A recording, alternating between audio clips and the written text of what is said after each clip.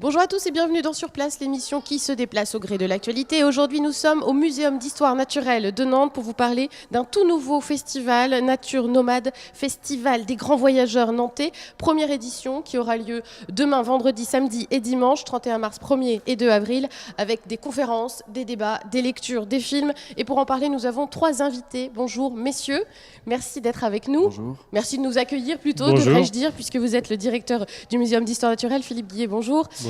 À vos côtés, Benoît Albert, qui est libraire à la Géothèque, la librairie du voyage, qui se trouve juste à côté, en face du muséum et qui co-organise ce festival. Bonjour. Bonjour. Merci d'être là. Et Thomas Giraud, bonjour. Bonjour. Vous êtes un auteur nantais, l'auteur de Élysée reclus. Alors, je ne vais pas me tromper, je l'ai là. Élysée, avant les ruisseaux et les montagnes, une biographie imaginée, on y reviendra, du géographe Élysée reclus. Et vous participez au festival, vous intervenez dimanche à midi. Avant de parler de ce festival, de sa jeunesse, de sa programmation, je vous propose d'écouter un comédien, puisqu'il y aura aussi des lectures pendant ce festival, un comédien de l'association Nature Nomade qui participe aussi au festival. C'est Christophe Hamon qui va nous faire un petit bout de lecture. Est-ce que je peux prendre une photo de vos chameaux ? Lui demandai-je. Bon, j'avais vaguement l'intention d'écrire un article à propos de cette anecdote un jour ou l'autre. Optant tout d'abord pour un gros plan de sa tête, je me dirigeai vers l'animal le plus proche. Il me rota à la face. Je fus alors confronté, pour la première fois de ma vie, à l'une des choses les plus redoutables en ce bas monde. La laine de chameau.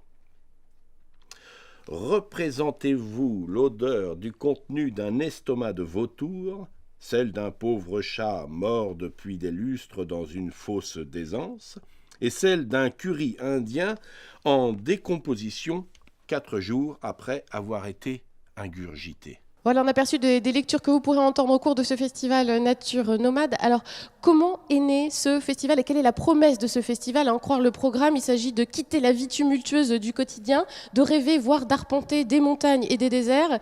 Voilà, c'est une promesse d'ailleurs, c'était ça l'idée ? C'est d'abord une rencontre, c'est une rencontre entre une librairie, la Géothèque, une rencontre avec le muséum, rencontre de personnes aussi, bien sûr, c'est ça l'intérêt évidemment de ce genre de festival, et donc d'ouvrir le monde, de vraiment d'avoir ce regard vers le monde, sur la nature, sur les voyages, sur des lieux encore à explorer ou peut-être même à arpenter de nouveau. Voilà, c'est vraiment l'idée de cette ouverture d'un festival ouvert vers le monde. Benoît Albert aussi, donc quelle était votre idée en tant que librairie du voyage ? Vous avez souvent affaire à cette question-là, l'idée d'un festival sur le thème du voyage ? Oui, parce que aujourd'hui, nous, à la librairie, on a de plus en plus de lecteurs, de voyageurs, qui sont à la recherche de lieux un peu rares, des lieux où il n'y a pas la foule. Aujourd'hui, on peut aller à la Pointe du Raz, il y a énormément de personnes, il y a des tas de sites qui sont très très fréquentés, et on est à la recherche, ce que je ressens depuis plusieurs années, des secteurs où on peut marcher tranquillement, où on ne voit que quelques villages on a l'impression qu'ils n'ont pas bougé depuis des siècles. Ça peut être pour la France, mais comme ça peut être pour l'étranger, pour l'Europe et puis le reste du monde, d'aller arpenter la Patagonie, la Terre de Feu. Et j'ai un jeune homme de 22 ans qui lui, en fait, est parti d'Allemagne et qui a pris toutes les cartes d'état-major pour monter jusqu'au nord de la Suède, tout seul. Cette envie, donc cette rupture, je dirais aussi qu'il a par rapport à ses études, et puis donc remonter vers le nord. C'est un ensemble de gens qui avaient cette envie-là, et puis je dirais également donc, dans des lectures. Et il y a des lectures qui nous donnent envie de nous évader. On connaît tous Sylvain Tesson. Alors là, je prends celui qui est sans doute le plus connu, mais il y en a plein d'autres. Sylvain Tesson, donc quand il a écrit dans les forêts, quand il a écrit dans les forêts de Sibérie, qu'il s'installe près du lac Baïkal. Donc là, on a l'impression de sortir de son quotidien quand on sort du boulot. Rupture du quotidien, être loin de tout. Voilà, c'est ça. D'où l'idée de se dire, il faut qu'on fasse quelque chose.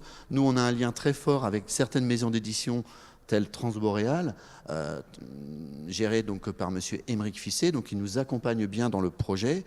Et de là, voilà, avec Émeric Fisset, on est venu voir Philippe Guillet grâce à des élus nantais, et on s'est dit, oui, on est capable de faire quelque chose de bien ensemble. Donc ça parle de voyage et ça parle de récits de voyage, évidemment, puisque la plupart des gens qui vont être là vont raconter des récits de voyage. Alors j'avais envie de vous parler de Charles Baudelaire, Une petite citation. Nous voulons voyager sans vapeur et sans voile, faites pour égayer l'ennui de nos prisons, passer sur nos esprits tordus comme une toile, vos souvenirs avec leur cadre d'horizon, dites qu'avez-vous vu. Alors c'est un extrait de ce qui commence par Étonnant voyageur, un poème de Charles Baudelaire, puisqu'avec votre festival, on y pense aussi à Saint-Malo, on pense au festival Étonnant voyageur. Est-ce qu'on est dans la même philosophie, la même Déjà, parenté Saint-Malo, Nantes, c'est aussi la Bretagne, l'Ouest. Je crois qu'aussi ce sont des territoires en fait, donc, qui étaient forcément plus ouverts vers l'Atlantique. Enfin, vous pourriez en dire plus que moi, hein, Philippe. Mais, Philippe complétera. Voilà. Et donc en fait, Nantes était un port. Philippe le dira comme moi forcément, avec donc des explorateurs qui étaient là. On parle de Jules Verne, on parle d'autres personnes, d'autres explorateurs qui ont habité à Nantes. Et de là, voilà, donc on se dit, Nantes est aussi une ville voyageuse. Et donc on peut faire quelque chose qui ne sera peut-être pas Saint-Malo. On ne veut pas faire une copie conforme à Saint-Malo, mais on veut faire quelque chose qui est nantais, de l'Ouest de manière générale, et se dire, voilà, Nantes, c'est une ville de voyage. Non, il y a eu beaucoup de départs de Nantes. Et c'est vrai que quand on est sur les bords de la Loire et qu'on a ces bateaux, alors il faut s'imaginer quelques années en arrière, quand on avait les bateaux qui étaient accostés et qui partaient comme ça vers le large, c'est évident que le passant, le scientifique, tous les habitants nantais avaient cette envie de partir également dans ces bateaux. Alors on a des grands noms, bien évidemment, qui sont passés par Nantes, qui sont nantais ou passés par Nantes en tout cas. Effectivement, on a Jean-Jacques Audubon, bien évidemment, hein, qui est parti pour les États-Unis. C'est vraiment cette... Qui fera l'objet d'une conférence pendant le festival, oui, avec les dessins de Denis Clavreul. Denis Clavreul, absolument, qui lui est parti aussi sur les traces d'Audubon aux États-Unis. On a évidemment Jules Verne. Jules Verne a quand même passé toute son enfance à Nantes, et on ne peut pas imaginer autre chose que son esprit ait été vraiment empreint de ce désir, de cette ouverture. Pour revenir au muséum, il faut savoir aussi que nos collections sont aussi les témoins de ces aventures.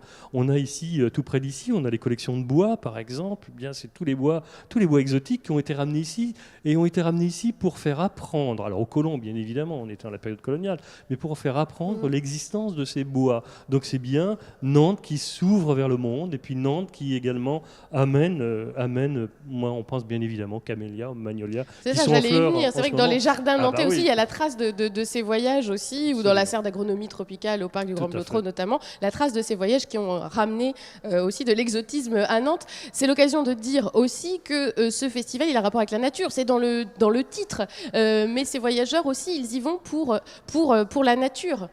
C'est bien ça. Il y a une chose importante aussi, c'est aujourd'hui où, même à Nantes, hein, la population augmente beaucoup, la concentration dans le monde urbain, le tracas quotidien.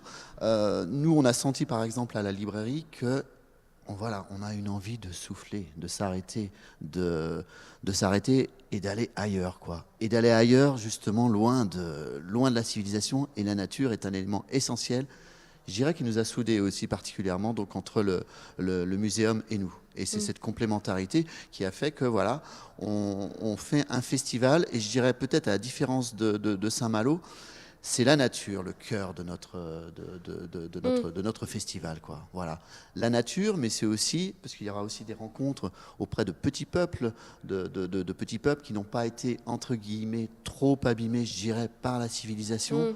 C'est qui n'ont pas fait encore l'objet d'un rendez-vous en terre inconnue, par exemple, voilà, qui n'ont pas été dérangés par la télévision nationale. Exemple, voilà. Donc c'est là-dessus, c'est pour ça que c'est un peu la différence. Voilà, on ne fait pas de choses sur l'architecture, on ne fait pas de choses sur des villes traversées comme Calcutta ou une autre ville du monde, quoi. C'est pour ça. Et d'ailleurs, c'est sur ce thème aussi de la nature que vous allez intervenir, Thomas Giraud. Alors, vous n'êtes pas voyageur vous-même, en tout cas, c'est pas à ce titre que vous intervenez, mais vous avez écrit sur Élisée Reclus, qui est un géographe du 19e siècle très connu, qui lui aussi, pour le coup, a voyagé, et qui a un rapport très fort avec ses voyages, qui étaient beaucoup de la marche, et la nature. D'ailleurs, vous dites dans votre livre, il écrit « En voulant faire vibrer la terre et ne peut toujours cantonner son lyrisme qui déborde ». Voilà, donc c'est la nature qui le... Oui, moi c'est un roman imaginé de ce qu'aurait pu être son enfance à partir des choses que j'ai lues de ce qu'il a vraiment écrit. Et c'est quelqu'un qui a été habité tout le temps par la nature et avec un regard sur elle, un regard patient, de marcheur, s'attachant beaucoup aux détails dans ses voyages. Et d'ailleurs, il y a quelque chose que vous avez dit tout à l'heure qui fait un peu écho à lui, parce qu'à 11 ans, il traverse la France tout seul, de Sainte-Foy-la-Grande à Neuwied en Allemagne. Et moi, dans mon livre, je fais un peu le pari qu'à cet âge-là, à 11 ans, seul, il s'est forgé un regard particulier, et surtout avec ce rythme de la marche qui est lent, où on regarde différemment, évidemment, d'aujourd'hui quand on est dans un train à grande vitesse, une voiture, un vélo ou une moto. Donc là, oui, la nature est très, très présente et à mon avis essentielle dans son parcours de géographe et d'anarchiste aussi, puisqu'il a été anarchiste. Oui, c'est un géographe très connu et aussi connu pour être un libertaire et un anarchiste. Et c'est son regard sur la nature qui lui a donné aussi envie de devenir géographe. Enfin, c'est le pari que vous faites un peu. Oui, moi c'est ce que je pense, c'est qu'il c'est vraiment une géographie. Alors c'est pas la géographie qu'on peut apprendre aujourd'hui à l'école avec des statistiques, ce genre de choses. C'est une géographie très paysagère ou empirique, c'est ça. Et avec un rapport aussi très seul à la nature. Il a beaucoup marché seul, alors parfois accompagné avec son frère, mais il faisait de grandes randonnées, notamment dans les montagnes. Voilà. Il a toujours ce regard qu'il a construit, je pense qu'il a construit comme homme, comme géographe, et même je suis pratiquement certain comme libertaire aussi, parce que je pense qu'il faisait un lien entre la présence des hommes sur le territoire et leur liberté aussi dessus. On va continuer à en parler de votre livre Élysée Reclus, et puis bien sûr du festival Nature Nomade après une courte pause. Restez avec nous.